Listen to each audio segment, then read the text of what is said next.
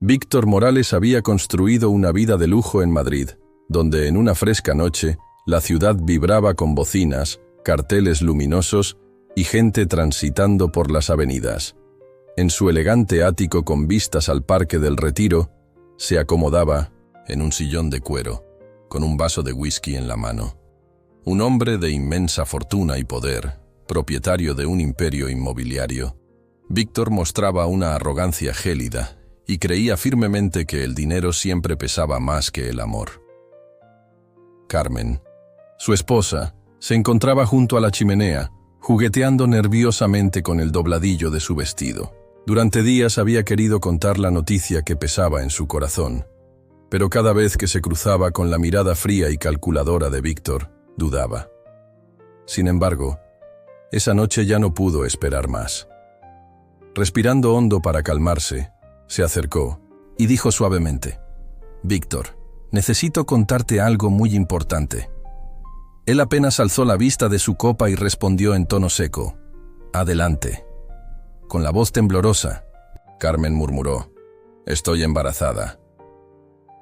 Por un largo instante reinó el silencio. Víctor dejó la copa a un lado y la miró fijamente, sin revelar sus emociones. En lugar de alegría, una sonrisa burlona se dibujó en su rostro cuando repitió: «¿Embarazada? ¿Y esperas que crea que este bebé es mío?». El corazón de Carmen se hundió y entre sollozos replicó: «Víctor, claro que es mío. Llevamos casados 3 años. ¿Por qué mentiría?».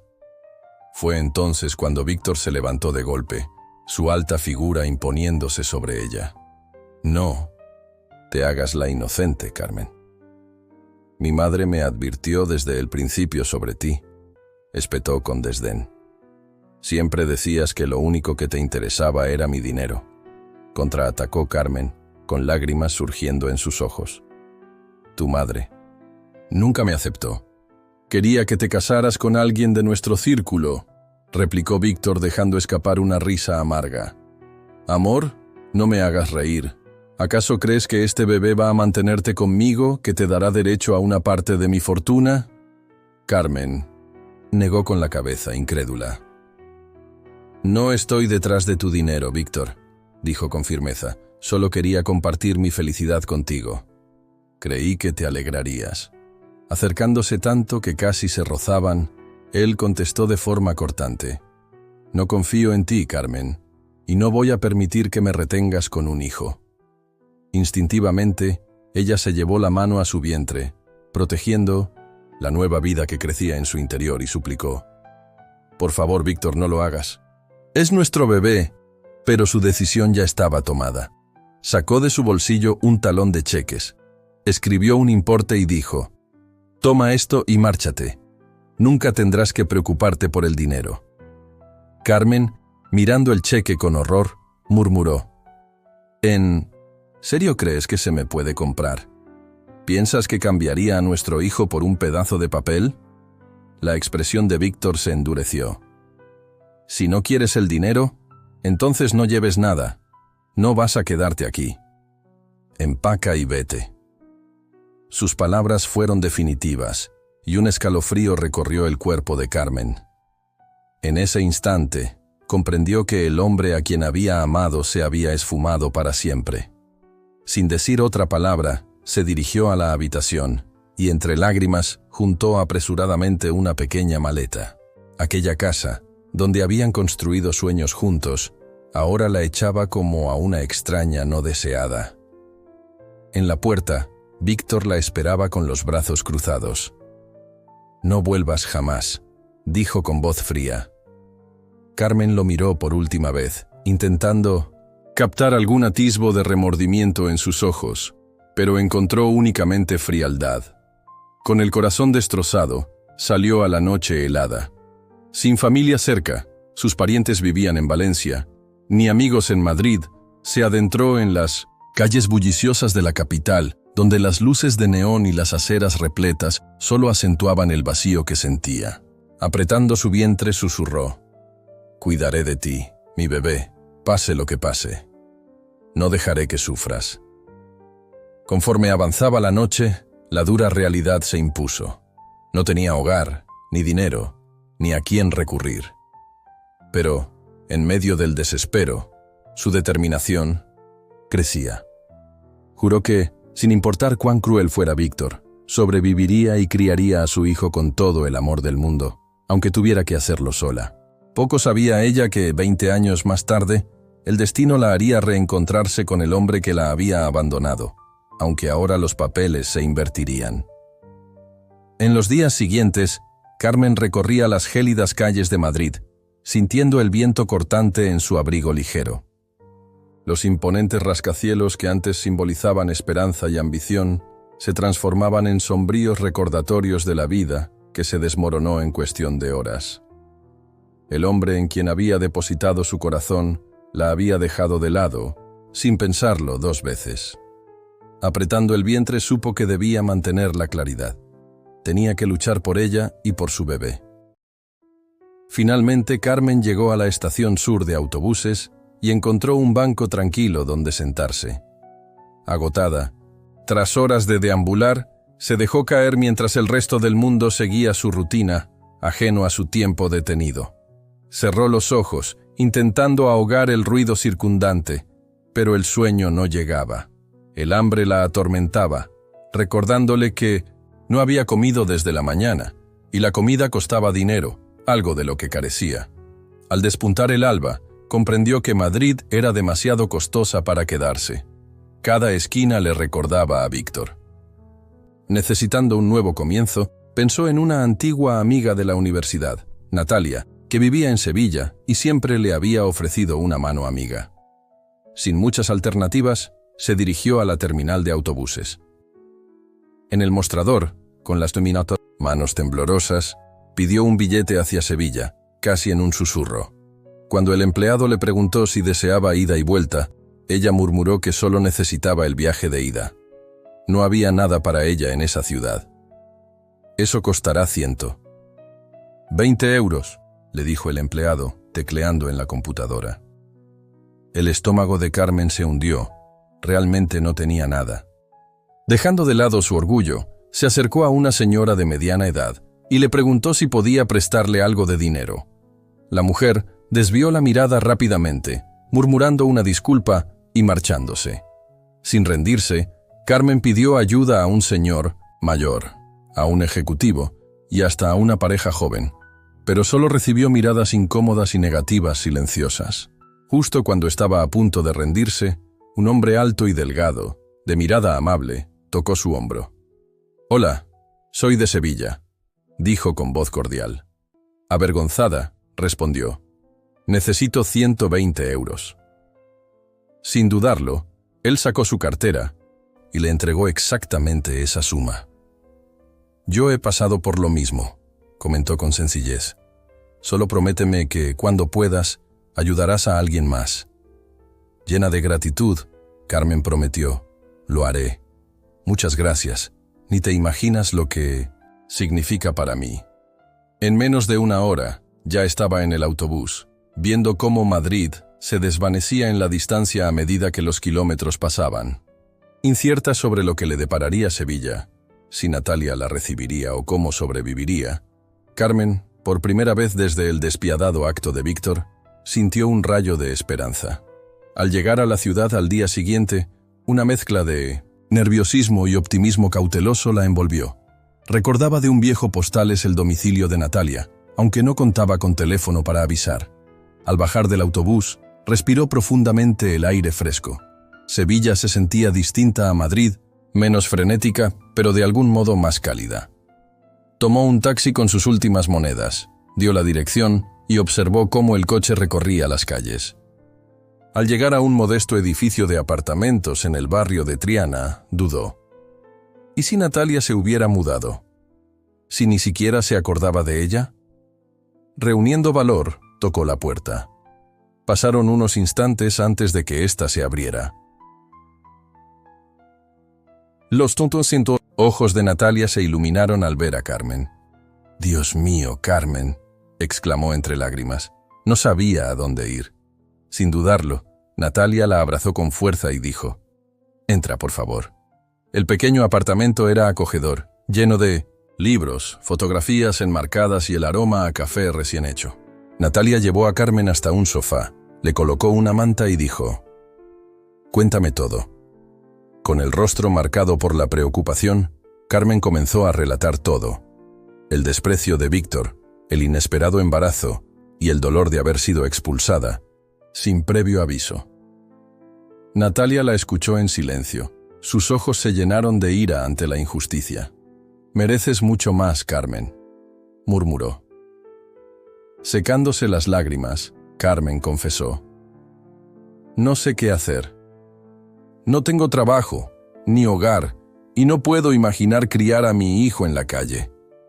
Natalia le estrechó la mano y dijo: «No estás sola.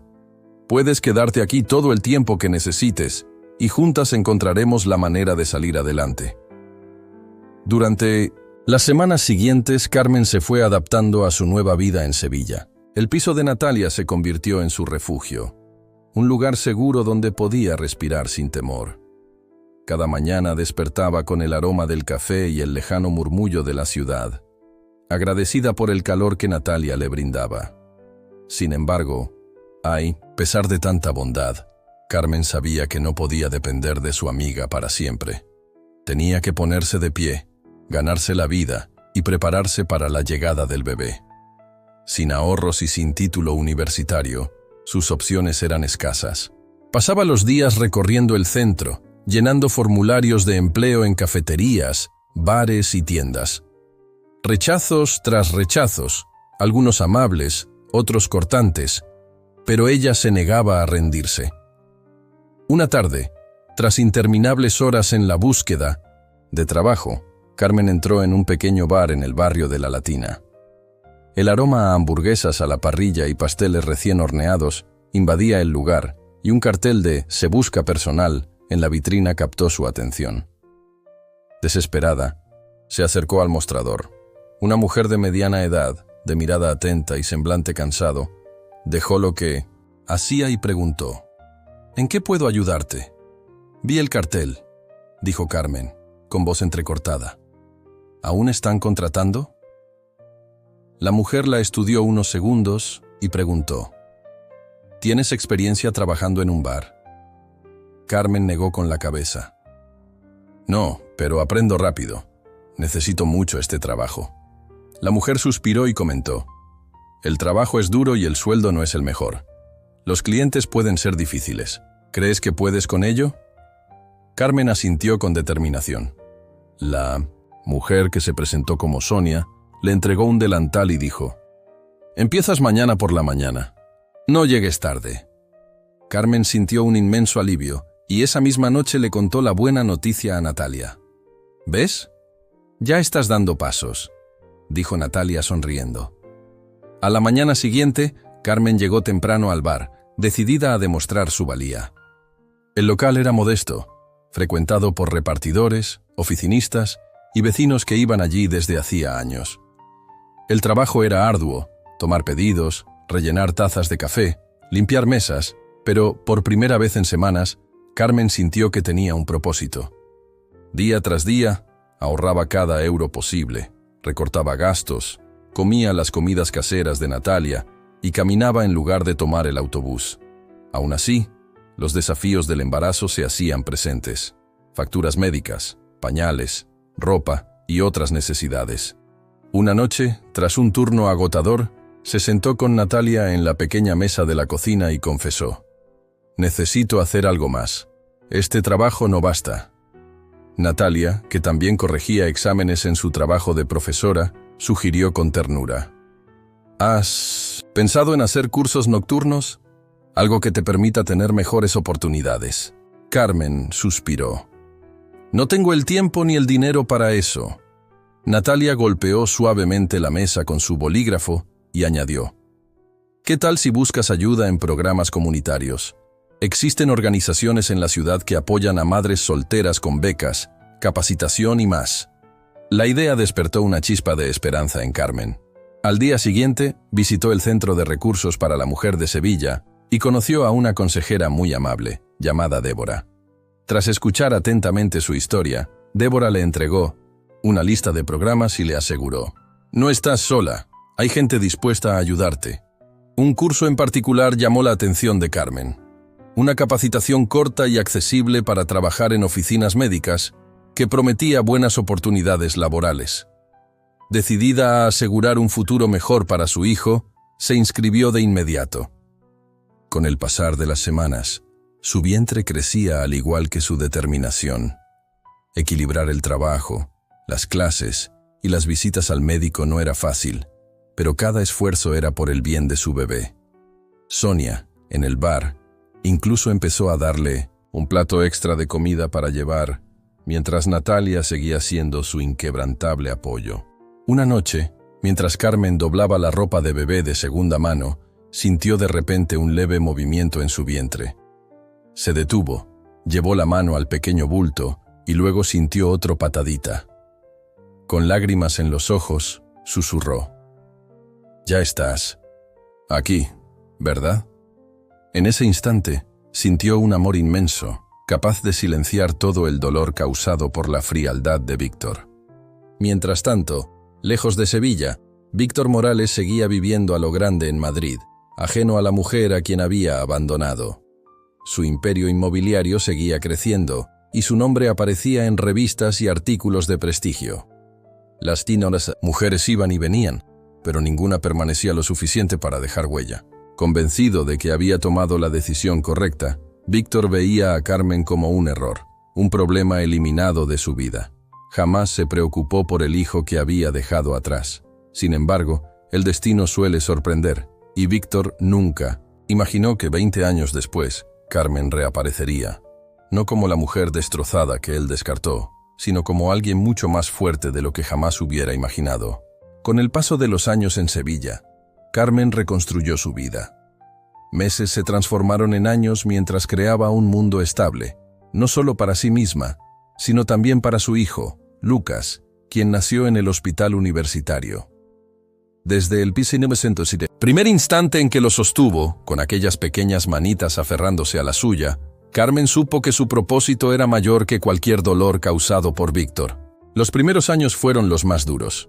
Se dividía entre largos turnos en el bar y sus estudios para convertirse en asistente administrativa en una clínica, siempre con el apoyo incondicional de Natalia.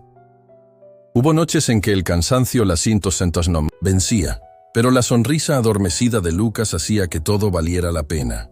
Cuando Lucas cumplió 5 años, Carmen consiguió un trabajo fijo en una clínica pediátrica en Triana, dejando atrás el bar.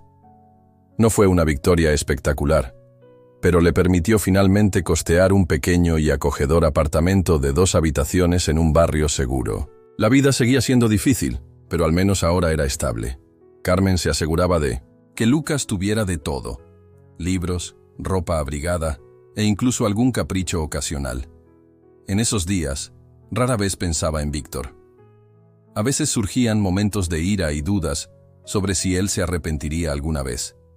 Pero con el tiempo comprendió que aferrarse a ese rencor no la llevaría a ningún lado. Él había elegido apartarse de su vida, y ella había optado por construir una nueva historia.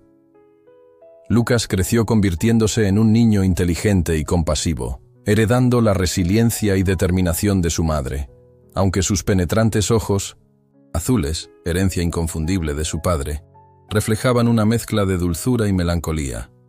Carmen siempre fue sincera con él acerca de sus orígenes, que su padre lo había abandonado antes de nacer y que era un poderoso empresario en Madrid, pero sin rencor.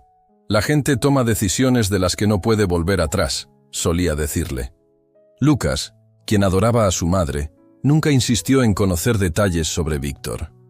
Cuando cumplió 18 años, se convirtió en todo lo que Carmen había soñado. Un joven responsable, ambicioso, con una mente brillante y un corazón bondadoso. Su ingreso a la Universidad Complutense llenaba a su madre de orgullo y temor. Dejarlo ir fue lo más difícil que había tenido que hacer. El día que lo acompañó hasta la capital, lo abrazó fuertemente y susurró: «Ve y deja tu huella en el mundo, mi amor». Él prometió llamar todos los días, y mientras se mezclaba entre la multitud estudiantil, ella sintió a la vez el peso de sus sacrificios y la belleza de lo que habían construido juntos. Mientras tanto, La vida de Víctor Morales tomó un rumbo distinto. Su éxito en el sector inmobiliario lo convirtió en uno de los hombres más ricos de Madrid. Pero sus logros tuvieron un alto costo. A lo largo de los años, se casó 2 veces. Ambos matrimonios terminaron en divorcios amargos, y tuvo hijos en cada unión, aunque apenas mantenía contacto con ellos. Su imperio le otorgó riqueza y fama, pero no la verdadera felicidad.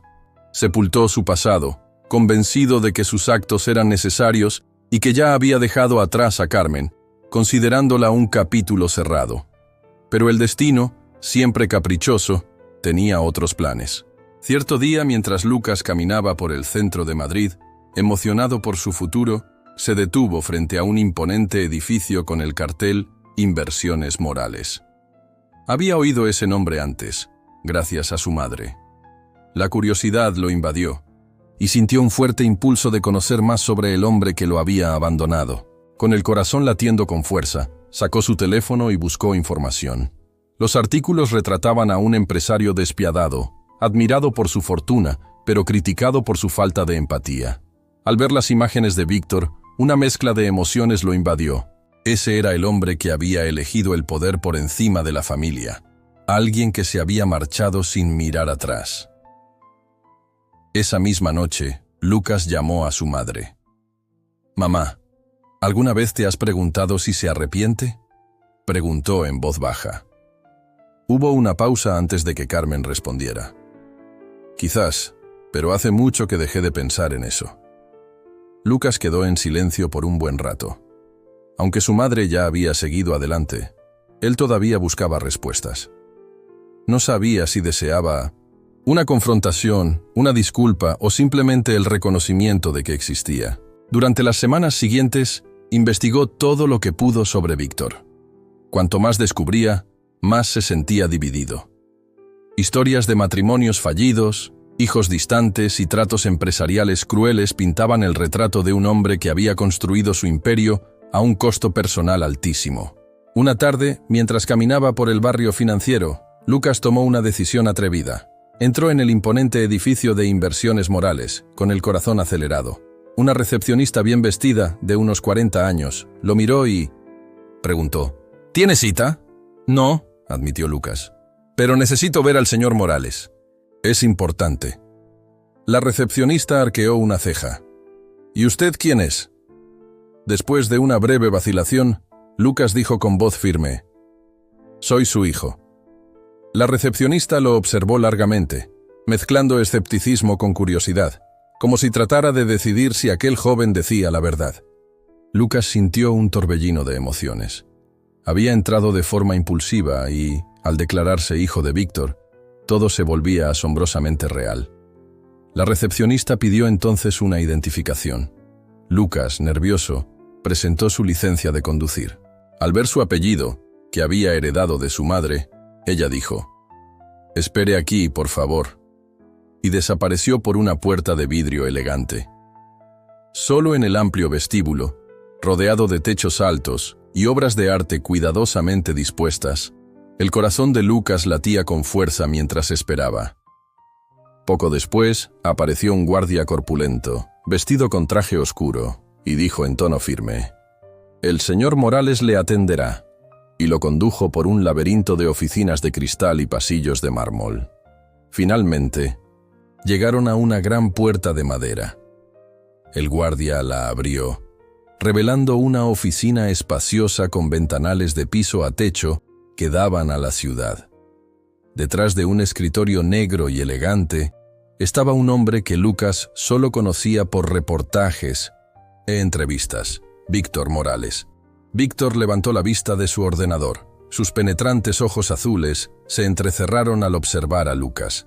A pesar de los años, había en ellos un rasgo que Lucas reconocía en su propio mirar.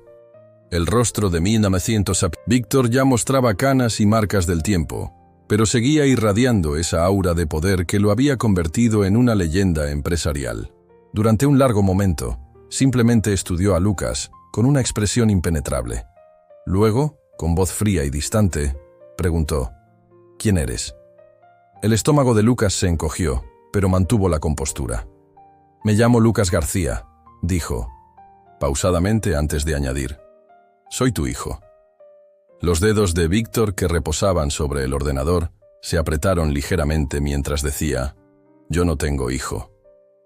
Lucas soltó una risa amarga. «Ya imaginé que dirías eso», respondió, acercándose.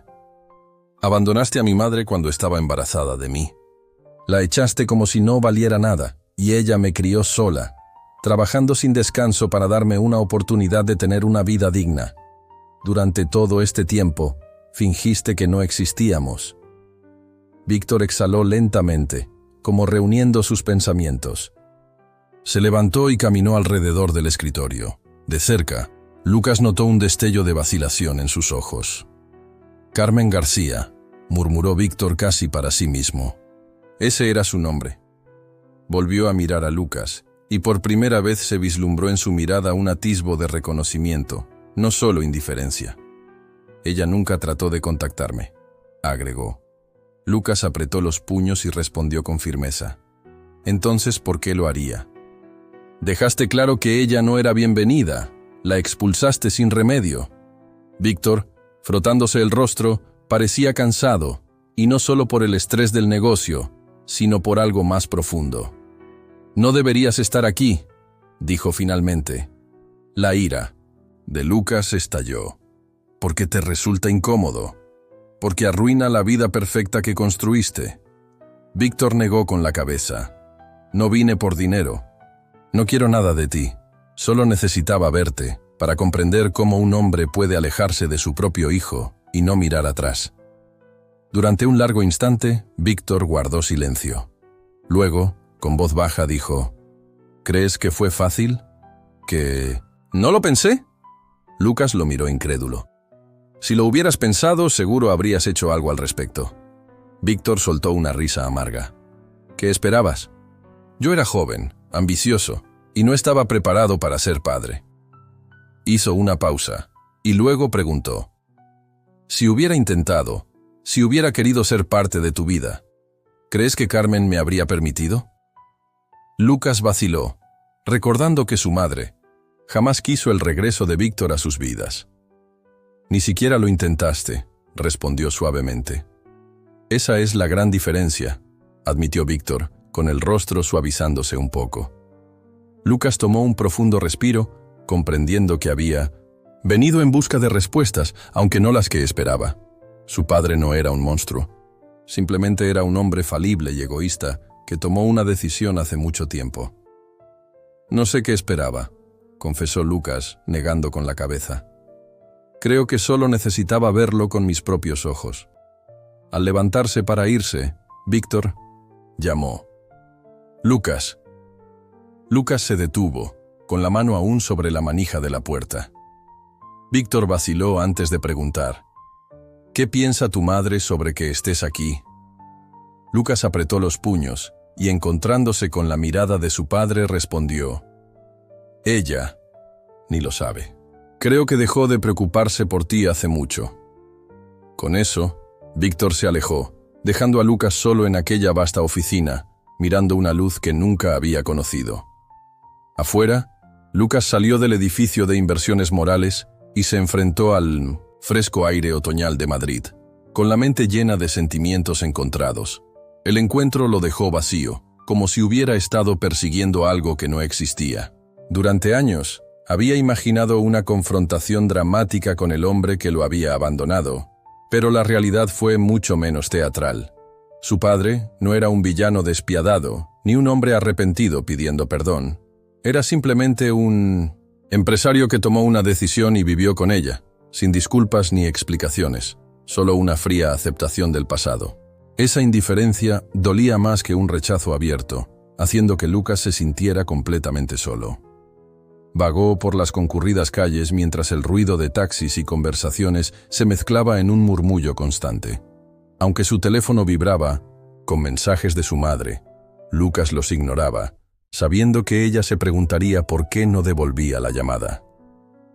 Finalmente, encontró refugio en un banco del Parque del Retiro, donde el aire fresco, el aroma de las hojas caídas y la imagen de corredores inmersos en sus propios mundos le ofrecían un momento de paz. pensando en su madre. En las noches en que trabajaba en 2 empleos, perdiendo cumpleaños y eventos escolares, pero siempre estando presente cuando él la necesitaba, Lucas finalmente revisó sus mensajes. Como era de esperar, había varias llamadas perdidas y mensajes, entre ellos uno que decía simplemente: «Llámame, es importante». Con el estómago revuelto, marcó el número. Al tercer timbre, la voz reconfortante de su madre respondió: «Lucas, ¿dónde has estado? He tratado de contactarte todo el día». «Lo siento, mamá», dijo frotándose la frente. Solo necesitaba tiempo para pensar. Tras una breve pausa, ella preguntó con suavidad: «¿Dónde estás?» «En la ciudad», admitió, sin saber cuánto contar. Después de un momento de silencio, ella dijo: «Fuiste a verlo, ¿no?» Lucas suspiró. «Sí». Un largo silencio se instaló hasta que, en voz baja, ella agregó: «Sabía que ese día llegaría». Frunciendo el ceño, Lucas preguntó: «¿Nunca intentaste contactarlo?» Ella soltó una risa suave. «No, yo era joven, con el corazón roto y demasiado orgullosa para rogarle a alguien que amara a su propio hijo. La verdad es que nunca quise que él formara parte de tu vida si él no lo deseaba. Tú mereces algo mejor, mi amor». La voz de Lucas se quebró. «Nunca me contaste mucho sobre él». «Todo lo que supe fue que se fue», explicó con sencillez. «Solo quería que supieras que siempre fuiste suficiente para mí». Por primera vez en ese día, Lucas sintió una claridad profunda. Tal vez no necesitaba confrontar a Víctor para encontrar el cierre que tanto buscaba. Las respuestas estaban en el amor y la fortaleza que su madre siempre le brindó. Después de echar un último vistazo al parque, dijo: «Voy a volver a casa». Su madre suspiró, aliviada. «Estaré aquí». Con un último suspiro profundo, Lucas tomó el metro. Durante años buscó justicia, reconocimiento e incluso venganza, pero al final nada de eso importaba. Jamás necesitó a Víctor Morales, ni ayer, ni hoy, y finalmente podría empezar a vivir la vida a su manera. De regreso en su pequeño apartamento en el centro, Lucas observaba el horizonte iluminado de la ciudad a través de grandes ventanales. El encuentro con su padre lo había dejado lleno de confusión, ira y una pena indefinible. Siempre había imaginado que si volvía a ver a Víctor, solo sentiría odio. Había idealizado la confrontación, erguido, orgulloso de sus logros, haciendo que su padre se arrepintiera por haberlos abandonado. Pero la realidad era mucho más compleja. Su padre, ahora un hombre enfermo y despojado de la arrogancia de antaño, estaba marcado por el arrepentimiento, y eso lo hacía todo distinto. En los días siguientes, Lucas se sumergió en su trabajo, asistiendo a reuniones, gestionando inversiones. Cualquier cosa para alejar sus pensamientos de Víctor. Sin embargo, por más que lo intentara, la idea de la inminente muerte de su padre lo atormentaba. Su madre, Carmen, llamaba, sintiendo que algo no andaba bien, pero Lucas no sabía cómo contarle lo sucedido. Ella ya había sufrido demasiado, aunque en el fondo él anhelaba la reconfortante voz materna, el recuerdo de la mujer que lo había criado con tanto amor. La tercera noche tras el encuentro, Lucas se encontró conduciendo por las calles de 1900 Madrid, sintiendo que algo lo impulsaba a dirigirse al hospital donde su padre estaba internado. No sabía con certeza por qué lo hacía, pero algo en su interior no lo dejaba quedarse al margen. Al llegar, encontró a Víctor en una modesta sala, sentado en la cama. El cuerpo que antes había sido fuerte parecía frágil, y sus ojos, aunque cansados, se iluminaron al ver a Lucas. «No pensé que vendrías», admitió Víctor, con voz áspera. Lucas dudó antes de acercarse. «Ni yo sé por qué vine», confesó. Víctor indicó una silla junto a la cama, y tras un largo silencio cargado de preguntas sin responder, Lucas se sentó. La sala se llenó de silencios hasta que, finalmente, Lucas dijo: «Cuéntame todo». Por primera vez, Víctor habló con total sinceridad. sobre su infancia en un mundo donde el dinero era poder y los sentimientos se veían como debilidad, sobre cómo conoció a Carmen y la amó de forma egoísta, pero sin arriesgar su cuidadosamente construida vida. Admitió que, al enterarse del embarazo de Carmen, entró en pánico, no por miedo a ser padre, sino por temer perder el estilo de vida que tanto había logrado. En el fondo, sabía la verdad. La abandonó por puro miedo, no por necesidad. Mientras Lucas escuchaba, una tormenta de emociones se desataba en su interior. Durante años había creído que su padre no se había preocupado por él, pero ahora veía a un hombre destrozado mucho antes de su nacimiento. A pesar de la ira persistente, Lucas no pudo ignorar el dolor en la voz de Víctor. «No espero que me perdones», dijo Víctor con voz temblorosa. «Solo necesitaba que supieras lo arrepentido que estoy». Lucas tragó saliva. Había esperado años ese pedido de disculpas, y aunque nada podría deshacer el pasado ni borrar el sufrimiento de su madre, quizás eso le ayudara a seguir sin tanto rencor. En las semanas siguientes, Lucas visitó a Víctor con mayor frecuencia. Sus conversaciones se volvieron más profundas, hablando de negocios, de la vida y de los años perdidos. No fue fácil ni perfecto, pero tenía un significado especial. Carmen se mostraba preocupada por estos encuentros, pero confiaba en las decisiones de su hijo. Una noche, mientras Lucas se sentaba al lado de la cama de Víctor, el anciano lo miró con ojos cansados, pero serenos, y dijo: «Nunca fui el padre que merecías, pero en estos últimos días me has permitido ser algo parecido». Lucas sintió un nudo en el pecho. Jamás lo había llamado papá, y quizá nunca lo haría, pero en ese momento tomó la mano de Víctor, en un gesto que rozaba el perdón. 2 días después, Víctor Morales falleció. En su testamento, dejó todo a Lucas, no solo su fortuna, sino también diarios personales y cartas nunca enviadas, fragmentos de un hombre que Lucas nunca había llegado a conocer por completo. Al principio, Lucas no sabía qué hacer con tanto legado, pero con el tiempo, al leer aquellas páginas, comenzó a comprender a su padre de una manera inédita. Meses después, mientras miraba por la ventana de su oficina, en la ciudad en la que había forjado su vida, Lucas comprendió algo muy importante. Había pasado años persiguiendo el éxito para demostrar que no necesitaba a su padre, pero ahora, por primera vez, ya no corría más. Estaba avanzando, no en negación del pasado, sino aceptándolo.